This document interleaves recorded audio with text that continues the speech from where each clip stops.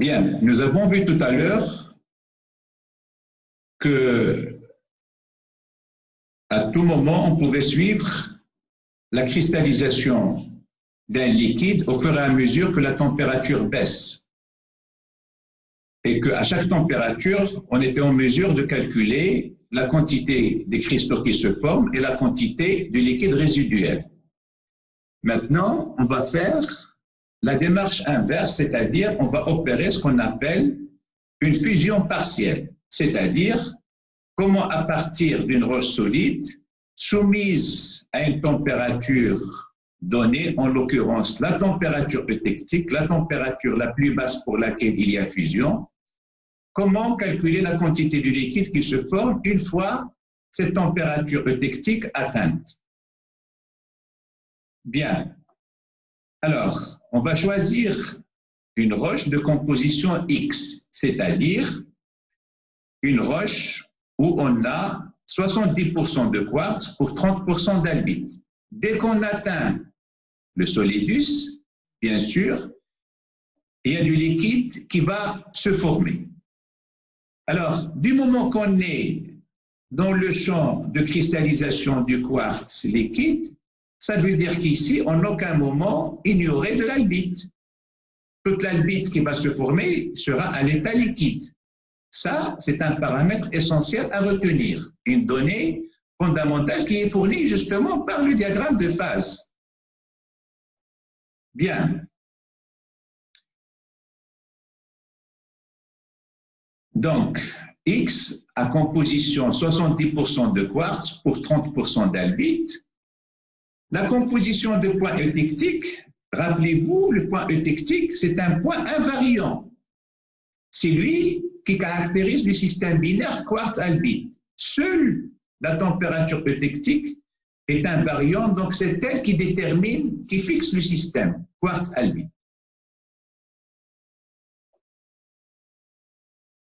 Sa composition, il suffit de la lire sur l'axe des abscisses au même titre que X, puisqu'ici on a l'axe des compositions. Donc ça va être 35% de quartz pour 65% d'albite.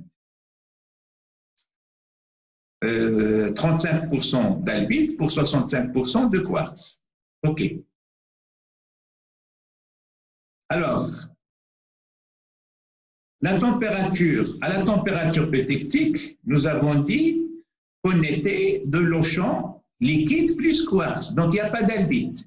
Je reviens donc à mon texte pour dire, voilà, la quantité du liquide, j'ai déjà 30% d'albite qui est à l'état liquide.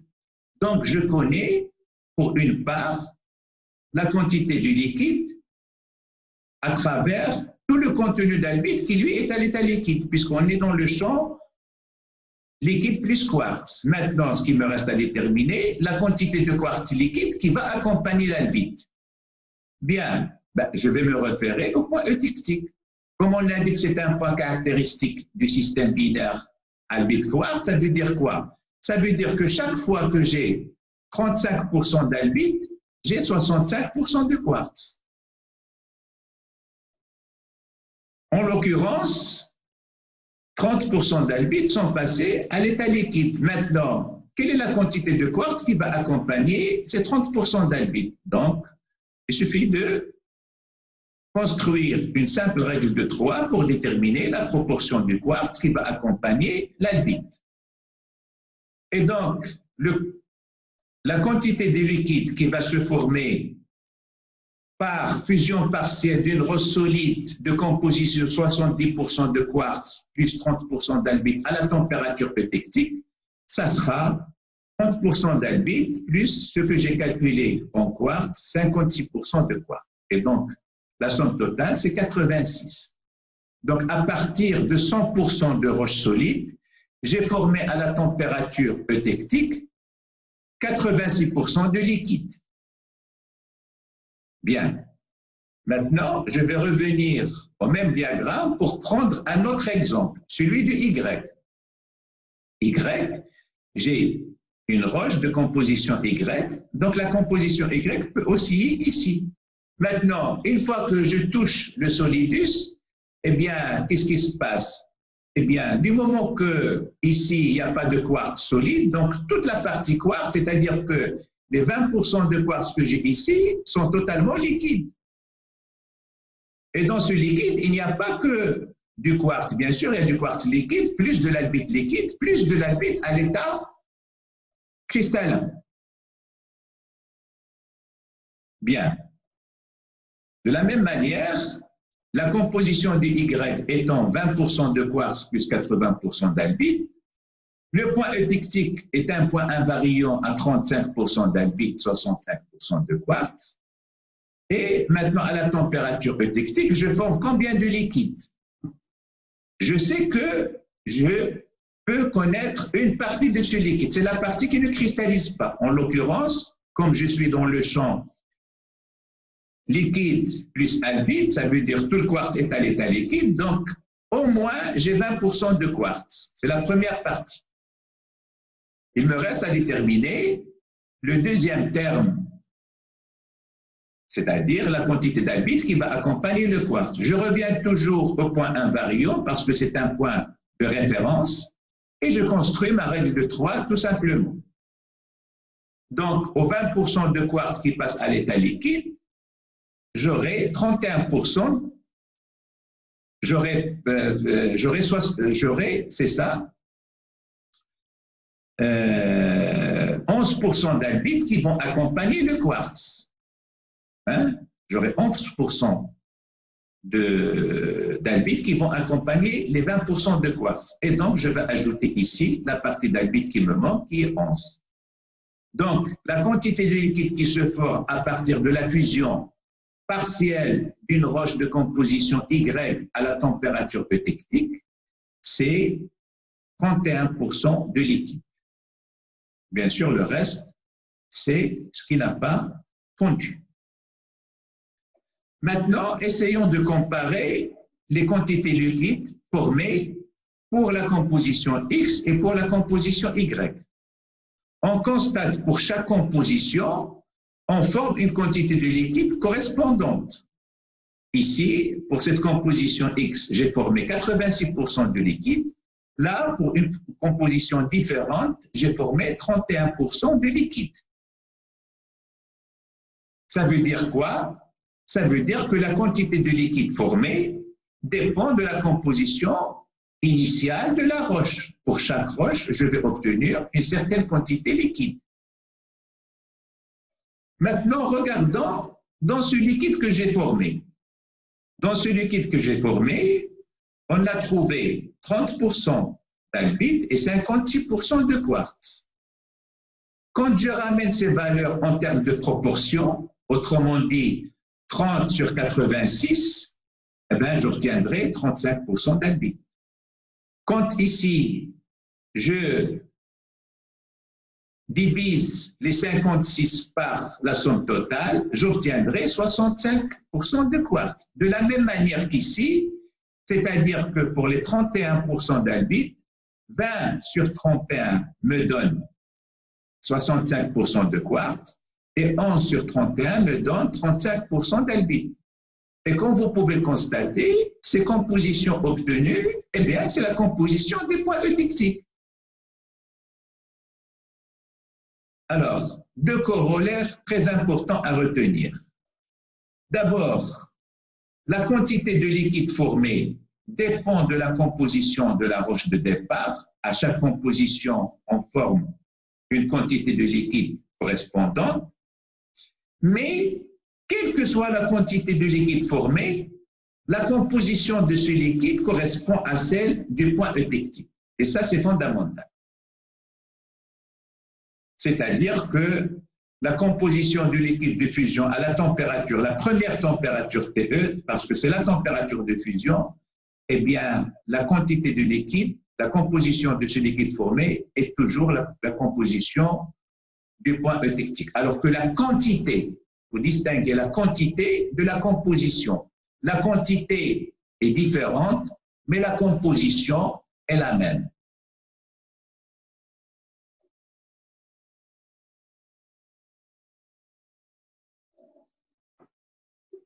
Maintenant, regardons toujours ces diagrammes binaires avec point eutectique en opérant un certain nombre de variations. Alors ici, on va varier la température de la fusion en fonction de la pression d'eau. Les diagrammes que nous avons utilisés jusqu'ici étaient des diagrammes où la pression était fixée à 2 kbar d'eau. Et donc, on ne travaillait qu'avec deux paramètres, la température et la composition du mélange. Maintenant, sur le même diagramme, on va essayer de voir comment la variation de la pression d'eau joue sur la configuration graphique du diagramme. Alors, commençons par la pression. On a une pression ici à P0, c'est comme si on n'a pas d'eau, une pression d'eau qui est égale à 0. Et donc, le champ, toujours ici, le domaine liquide, le champ ici de cristallisation de la phase A, plus liquide, ça c'est liquide plus la phase B, et là, on a le point eutectique. Ici, c'est la température du point eutectique à la pression 0. Bien, maintenant, regardons ce qui se passe lorsqu'on augmente la pression d'eau.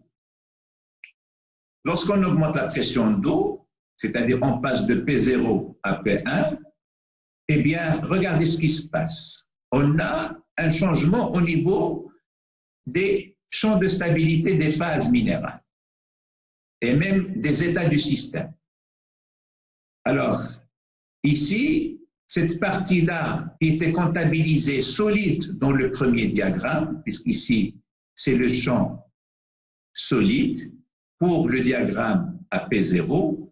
Ici, lorsqu'on a augmenté la pression, lorsqu'on est passé de P0 à P1, eh bien, le point eutectique est rabaissé. Ici, on passe de TE1 à TE2. En augmentant la pression d'eau, on a réduit la température de fusion. C'est-à-dire que ce qui était solide est devenu liquide. De la même manière, lorsqu'on passe de P1 à P2, eh bien, ce qui était liquide, ce qui était solide dans le cas d'un diagramme à une pression d'eau égale à 1, P1, eh bien, le champ qui est là, eh bien, est devenu liquide. Autrement dit, regardons cette composition X et essayons de l'examiner à différentes situations de pression, P0, P1, P2. Alors, la composition X, ici par exemple, par rapport au premier diagramme, par rapport à P0, elle est dans le champ solide. Elle est là. Il est dans le champ solide par rapport au diagramme défini par la pression P0. Maintenant, lorsque la pression passe de P0 à P1, le point qui était dans le domaine solide, maintenant, il est dans le domaine liquide plus cristaux. Liquide plus cristaux de B. Donc, ce n'est plus un domaine solide, c'est un domaine qui se place entre le liquidus et le solidus. Bien. Maintenant, lorsqu'on passe de P1 à P2, toujours avec une pression qui augmente, pression d'eau, eh bien, le point qui était dans la zone liquide plus cristaux, par rapport à P2, maintenant, il se trouve carrément dans le domaine liquide. Cela rejoint la remarque que nous avions faite au début de cette présentation-là, à savoir que la pression d'eau a pour effet de réduire la température de fusion. Lorsqu'on augmente la pression d'eau, lorsqu'on passe de P0 à P2, eh bien, la température de point de fusion baisse. Ça rejoint exactement le corollaire que nous avions dit au début du cours, à savoir que la pression d'eau a pour effet de réduire la température de fusion. J'ai parlé tout à l'heure de la pression d'eau. Maintenant, examinons ce qui se passe par rapport à une augmentation de la pression à sec. Disons que c'est une pression de charge, une pression à sec, sans eau. Alors, examinons toujours le même point X, par exemple, par rapport à P0 ici. Tout à l'heure, dans le diagramme précédent, la pression est une pression d'eau. Ici, c'est une pression à sec. Le même point X ici, qui se trouvait par rapport à P0 dans le champ liquide, avec l'augmentation de la pression à sec, il se trouve dans le domaine liquide plus B, plus grand B, liquide plus cristaux de B. Si j'augmente la pression à sec, eh bien, le point là va se trouver dans le domaine carrément solide. Autrement dit, la pression à sec a un effet totalement opposé à celui de la pression à eau. Et ça, ce sont deux choses également à retenir. Si la pression d'eau a pour effet de réduire la température de fusion, la pression à sec a un effet totalement contraire. Elle augmente la température de fusion, au contraire.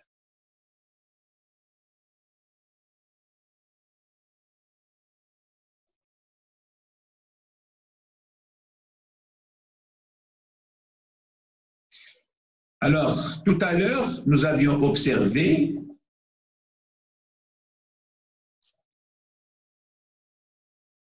des diagrammes binaires qui étaient fixés pour la pression à 2 kbar. Maintenant, on va varier la composition par rapport à la pression, la température étant fixe. On dira qu'on travaille à température isotherme, c'est-à-dire fixe. Alors, le diagramme de phase étant totalement inversé. C'est-à-dire que avec l'augmentation de la pression à sec, on passe de domaine liquide vers un domaine liquide plus cristaux, vers un domaine complètement consolidé.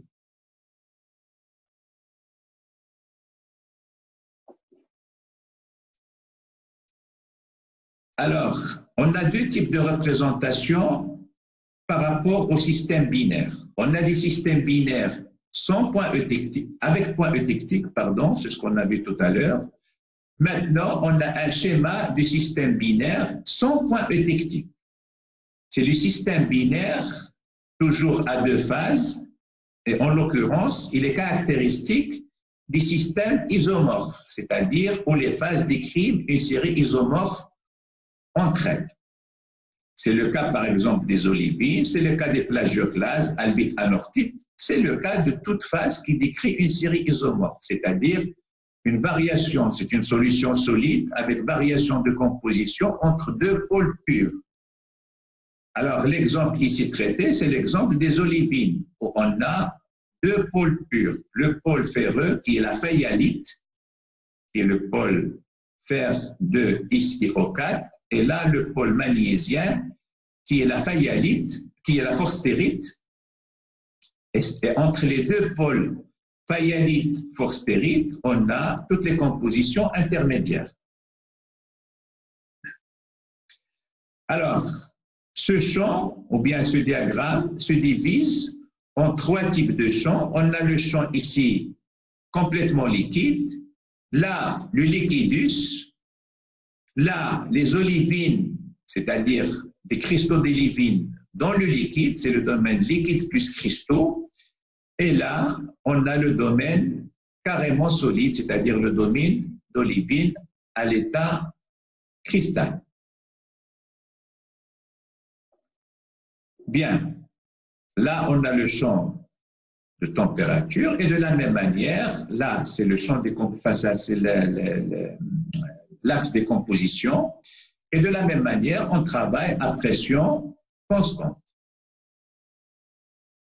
Bien, prenons le cas d'un liquide de composition L0. Pour lire la composition de ce liquide-là, il suffit de se rabattre sur l'axe des abscisses. Donc, c'est un liquide L0 de composition 30% de fayalite pour 70% de forstérite.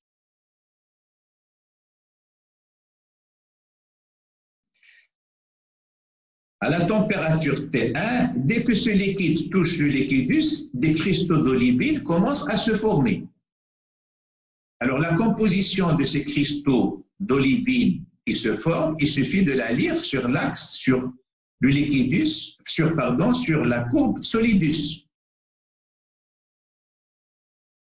À partir de là, donc j'extrapole sur le solidus et à partir de là, je projette sur l'axe des compositions pour déterminer la composition du premier cristal d'olivine qui se forme.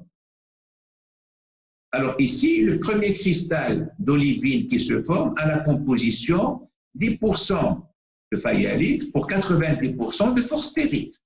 Donc c'est une olivine très magnésienne, puisqu'on est près du pôle forstérite. Alors, quand la température baisse, lorsque je passe de T1 à T2, bien sûr, il y a de la cristallisation qui se fait, puisque le moteur de la cristallisation, c'est le refroidissement. Alors, en passant de T1 à T2, je dévale toujours le liquidus, puisque l'évolution de liquide se fait toujours sur le liquidus. Rappelons que nous travaillons dans des systèmes réversibles. C'était une condition de départ. Donc, L1, en passant de L1 à L2, il y a de l'olivine qui se formait. Quand je suis à L2, j'extrapole sur le solidus, puis à partir du solidus sur l'axe des compositions, et je détermine ma composition S2. Donc, en passant de la température T1 à T2, j'ai cristallisé des olivines d'abord à T1 qui avait la composition 90% Mg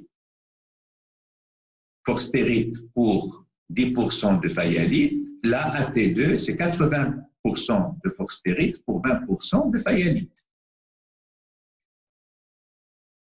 Alors, en allant de L2 à L3, eh bien, j'extrapole sur le solidus et puis sur l'axe des compositions. Alors ici, à ce point-là, les cristaux qui se forment, comme on peut le constater, ils sont sur la même ligne, sur la même droite L0. Ça veut dire que les derniers cristaux qui se forment auront la composition du liquide de départ. C'est ça ce que cela veut dire. Eh bien, quand on est à ce stade-là, eh bien, plus rien ne se passe, tout le liquide va se transformer en olivine de composition S3. La cristallisation s'arrête à ce niveau-là. Donc, quand le dernier liquide qui se forme a la composition, quand les derniers cristaux qui se forment ont la composition du liquide de départ, les choses s'arrêtent à ce niveau-là. Le système sature et on n'obtient que des cristaux de composition S3. Maintenant, ce qui est intéressant, c'est que de la même manière que ce que nous avions fait pour le diagramme binaire avec point eutectique, ici, pour chaque température, on peut calculer la quantité des cristaux qui se forment et la quantité du liquide résiduel. Pour ce faire, eh bien, à L0, L1, ici, c'est la cristallisation qui commence, donc on est au stade 100% liquide. Ici, par exemple, à T2, lorsque je dévale cette pente-là, eh bien, la quantité du solide qui se forme, il suffit de se rabattre sur l'axe des compositions, mesurer le nombre de gradations, comme ce qu'on avait fait pour le diagramme binaire, et puis à partir de là, diviser sur le point de cristallisation. Autrement dit, ici, au point T2, la quantité d'olivine solide, ça sera la projection sur l'axe des abscisses, c'est-à-dire 20, ici 2 graduations, sur la distance totale séparant L2 de S2, ça veut dire 20 sur 30. Donc je formerai ici 66,7% d'olivine solide qui a la composition 80% de forstérite pour 20% de fayalite. De la même manière, Ici, la quantité de liquide résiduel, c'est les 10% qui me restent sur les 30%, c'est-à-dire 10 sur 30, 33, le 1 tiers restant. Et là, bien entendu, quand tout est passé à l'état solide, j'aurai 100% du solide. Donc, quand j'ai 100% solide, ça veut dire que plus rien, il n'y a plus de liquide résiduel, tout est passé à l'état solide.